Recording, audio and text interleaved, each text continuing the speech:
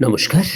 অরিবিক YouTube চ্যানেলে কৃষ্ণলীলা ধারাবাহিক পর্বে আপনাকে স্বাগত জানাই। আজকের পর্ব নৃগরাজের উপাখ্যান, পর্ব 2। দীর্ঘকাল নৃগরাজ এক কুয়োর মধ্যে এক গিরগিটি দেহ ধারণ করে পড়েছিলেন। তিনি ভগবান শ্রীকৃষ্ণকে বললেন, এইরকম পতিত জীবন যাপন করলেও হে প্রভু, আমি সর্বদাই আপনাকে স্মরণ করেছি, আমি কখনো আপনাকে ভুলিনি। নৃগরাজের কথা থেকে মনে হয় যে যারা কর্মকাণ্ড অনুসরণ করে জড় জাগতিক ভোগ সুখ লাভ করে তারা মোটেই বুদ্ধিমান নয়। যমরাজ পছন্দ মতো নির্বাচন করতে দিলে নৃগরাজ প্রথমে পুণ্যকর্মের ফল গ্রহণ করতে পারতেন, কিন্তু তিনি প্রথমে পাপ কর্মের ফল ভোগ করেছিলেন, তারপর নির্বিঘ্নে পুণ্যকর্মের ফল ভোগ করা উত্তম মনে করলেন। মোটের উপর নৃগরাজ কৃষ্ণ ভাবনার বিকাশ ঘটাননি। কৃষ্ণ ভাবনাময় ব্যক্তির মধ্যে ভগবত প্রেমের স্ফুরণ হয়, কৃষ্ণ প্রেমের উদয় হয়। পুণ্যকর্ম বা পাপ কর্মে সে অনুরক্ত হয় না। আর এই জন্যই কৃষ্ণ ভাবনাময় ব্যক্তি তার কর্মফলের অধীন নয়। ব্রহ্ম সংহিতায় তা প্রতিপন্ন হয়েছে যে ভগবানের অনুকম্পা প্রাপ্ত ভগবত ভক্ত তার পূর্ব কর্মফলের অধীন হয় না। যে কোনো উপায় হোক, নৃগরাজ পুণ্যকর্মের ফলে ভগবত দর্শনে উদ্বুদ্ধ হন। নৃগরাজ আরও বলতে লাগলেন, হে বাবা, আমার দীর্ঘদিনের আকাঙ্ক্ষা কোনো একদিন আমি আপনার ব্যক্তিগত সাক্ষাৎ লাভ করতে সক্ষম হব। গিরগিটিতে পরিণত হলেও আমি মনে করি দান এবং ক্রিয়াকর্ম অনুষ্ঠানের ফলে, স্বয়ং আপনাকে দর্শনের তীব্র আকাঙ্ক্ষার ফলে আমি আমার পূর্ব জীবন কাহিনী স্মরণ রাখতে পেরেছি। যিনি পূর্ব জীবন স্মরণ করতে পারেন তাকে জাতিশ্বর বলে। হে ভগবান, আপনি সকলের হৃদয়ের অন্তর্যামী পরমাত্মা। বেদ উপনিষদ আদি শ্রুতির মাধ্যমে মহান যোগীরা আপনাকে দর্শন করতে থাকে। এইরকম মহান সাধুরা আপনাকে সর্বদা হৃদয়ে দর্শন করলেও আপনাকে ব্যক্তিগতভাবে দেখতে পারেন না, আপনার সোজাসুজি সাক্ষাৎকার লাভ করতে সক্ষম হয় না। তাই আমি বিস্মিত হয়ে যাচ্ছি যে আমি আপনার প্রত্যক্ষ সাক্ষাৎকার লাভ করতে পেরেছি। আমি আপনাকে স্বয়ং দেখতে পাচ্ছি। বিশেষভাবে একজন নৃপতি রূপে আমি নানা রকম কাজে নিযুক্ত ছিলাম। ঐশ্বর্য বিলাসিতার মধ্যে জড় জাগতিক সুখ এবং দুঃখের অধীন হলেও আমার পরম সৌভাগ্য যে আপনাকে আমি স্বয়ং দর্শন করতে পারছি, আপনার ব্যক্তিগত সাক্ষাৎ লাভ করতে পারছি।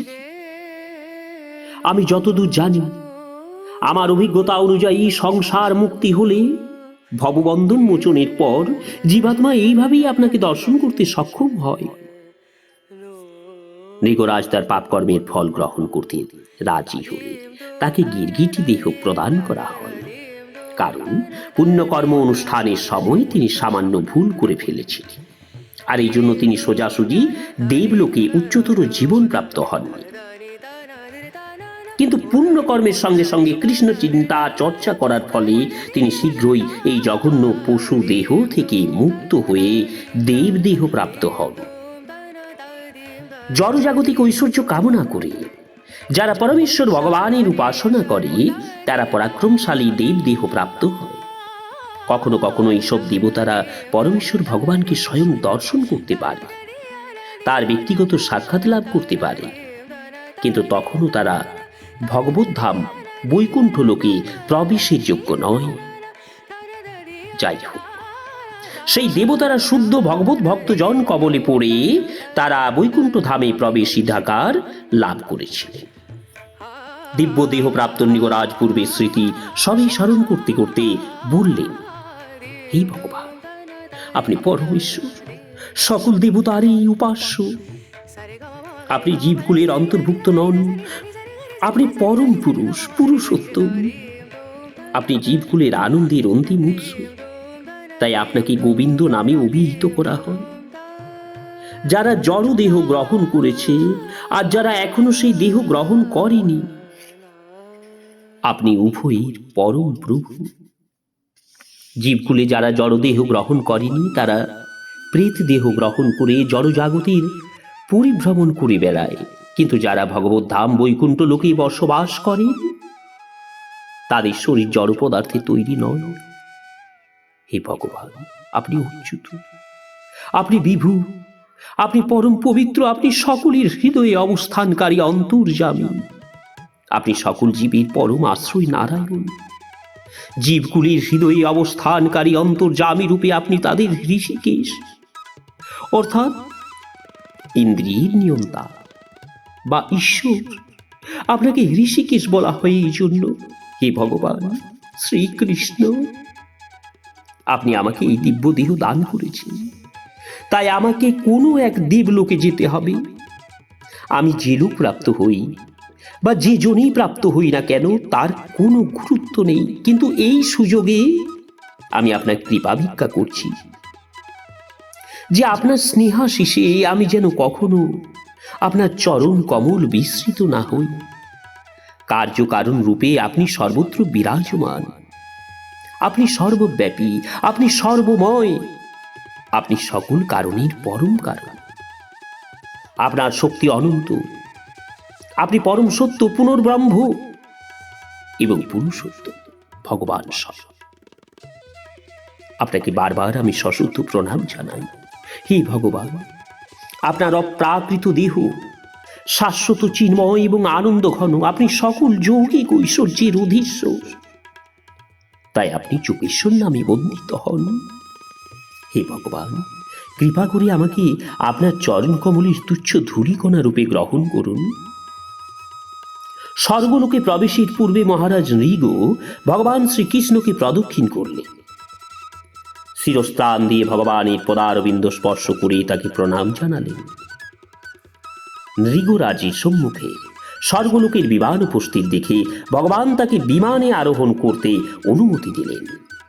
নৃগরাজ চলে যাওয়ার পর ভগবান শ্রীকৃষ্ণ বৈদিক ক্রিয়াকর্ম অনুষ্ঠান, বদান্যতা এবং ব্রাহ্মণ সেবার জন্য নৃগরাজের প্রশংসা করলেন।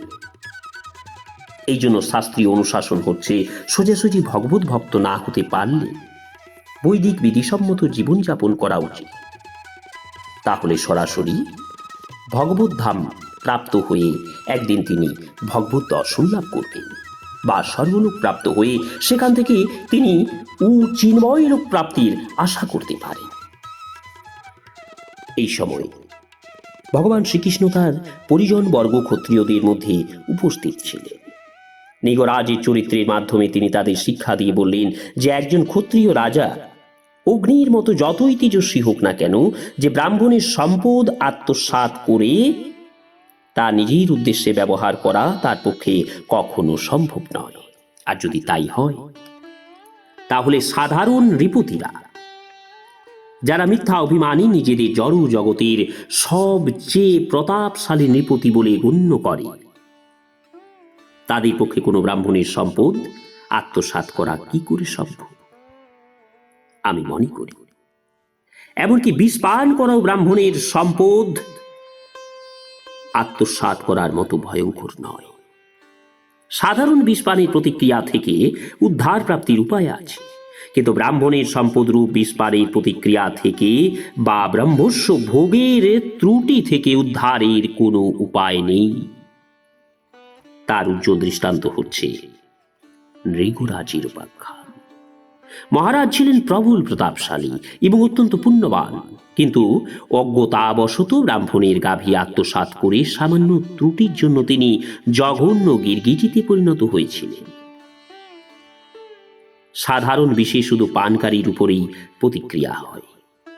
জল সিঞ্চন করে সাধারণ আগুনকে নির্বাপিত করা যায়, কিন্তু ব্রাহ্মণকে যে কুপিত করে, ব্রহ্মশক্তি দ্বারা প্রজ্বলিত অগ্নি তার সমগ্র স্বজন পরিবারকে ভস্মীভূত করতে পারে। পূর্বে ব্রাহ্মণরা দীপশলাকা বা অন্য উপায়ে যজ্ঞকুণ্ডে আগুন জ্বালাত না, অরুণী নামে মন্ত্র দ্বারা আগুন জ্বালাত। কেউ ব্রাহ্মস্য বা ব্রাহ্মণের সম্পদ স্পর্শ করলেও সে বংশ পরম্পরায় বিনাশ প্রাপ্ত হয়। কিন্তু বল প্রয়োগ দ্বারা ব্রাহ্মণের সম্পদ অধিকার করলে তার বিগত 10 বংশ পরম্পরা এবং ভাবী 10 বংশ পরম্পরা সকলে বিনাশ প্রাপ্ত হবে। কেউ বৈষ্ণব বা ভগবত ভক্ত হলে তার বিগত 10 বংশ পরম্পরা এবং ভাবী 10 বংশ পরম্পরা সকলে মুক্তি লাভ করবে। ভগবান শ্রীকৃষ্ণ আরো বললেন, ধন মান এবং বলের প্রভাবে প্রমত্ত কোনো মূর্খ রাজা এক ব্রাহ্মণের সম্পদ আত্মসাৎ করলে সেই রাজা নরকে যাবার রাস্তা পরিষ্কার করছে বলে জানা উচিত। আর সেই রাজা জানে না যে এইরকম নির্বোধ সুলভ কর্মের ফলে তাকে কত দুঃখ লাঞ্ছনা ভোগ করতে হবে। কোনো বৃহৎ পরিবার প্রতিপালনে প্রপীড়িত কোনো বদান্য ব্রাহ্মণের সম্পদ অধিকার করলে সেই ব্রহ্মস্ব আত্মসাৎকারীকে তার পরিবারবর্গ সহ কুম্ভীপাক নামে নরক ভোগ করতে হয়।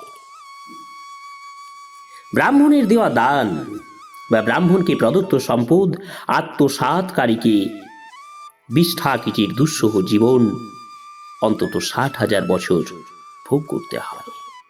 এই জন্য উপস্থিত আত্মীয় পরিজন এবং আমার প্রিয় সন্তানদের উদ্দেশ্যে আমার উপদেশ যে ভুলেও কখনো তোমরা ব্রহ্মস্ব অধিকার করে তোমাদের সমগ্র পরিবারকে কলুষিত করো না। বল প্রয়োগ দ্বারা শুধু ব্রহ্মস্ব অধিকার করাই নয়, এমনকি ব্রাহ্মণের সম্পদ কামনা করলেও তার জীবনকাল ক্ষয়প্রাপ্ত হবে, সে তার শত্রুর কাছে পরাজিত হবে।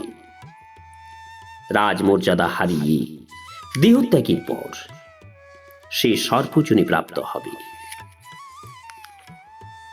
সর্ব অন্যান্য সকল জীবগুলোকেই দুঃখ দান করে। হে সহজ ও স্নেহের সন্তানরা, তোমাদের প্রতি তাই আমার একান্ত উপদেশ যে তোমাদের প্রতি ক্রোধ প্রকাশ করলে, ভৎসনা করলে, তোমাদের গুরুতর দৈহিক আঘাত করলেও ব্রাহ্মণের বিরুদ্ধে তোমাদের প্রতিশোধ গ্রহণ করা উচিত নয়। তার ব্যবহারে তোমাদের উচিত হাস্য করা, সহ্য করা, তাকে প্রণাম জানানো। তোমরা নিশ্চয়ই জানো, এমনকি আমিও প্রতিদিন গভীর শ্রদ্ধা বলে 3 বার ব্রাহ্মণদের প্রণাম জানাই। আর এই জন্য তোমাদের উচিত আমার উপদেশ এবং আদর্শ অনুসরণ করা। আমার এই উপদেশ অমান্যকারীকে আমি ক্ষমা করব না, তাকে আমি দণ্ডদান করব। নৃগরাজের দৃষ্টান্ত থেকে তোমাদের শিক্ষা করা উচিত। এমনকি অজ্ঞতাবশত ব্রহ্মস্ব আত্মসাৎ করলে সেই দুঃখময় নিজ যোনি প্রাপ্ত হবে। আর এইভাবে মায়াবদ্ধ জীব উদ্ধারে সর্বদা নিয়োজিত ভগবান শ্রীকৃষ্ণ শুধু দ্বারকাবাসী এবং তার আত্মীয় পরিবারবর্গকেই উপদেশ দিলেন তাই নয়, সঙ্গে সঙ্গে নিখিল মানব সমাজকেও সৎ শিক্ষা প্রদান করলেন। তারপর ভগবান শ্রীকৃষ্ণ তার রাজপ্রাসাদে প্রবেশ করলেন। রাধে রাধে, হরে কৃষ্ণ। আজকের পর্ব এখানেই শেষ করছি, আসবো আগামী পর্ব নিয়ে। চ্যানেলে যারা নতুন তাদের অনুরোধ জানাবো চ্যানেলটি সাবস্ক্রাইব করে কৃষ্ণলীলার ধারাবাহিক পর্বগুলি শ্রবণ করুন। রাধে রাধে, হরে কৃষ্ণ।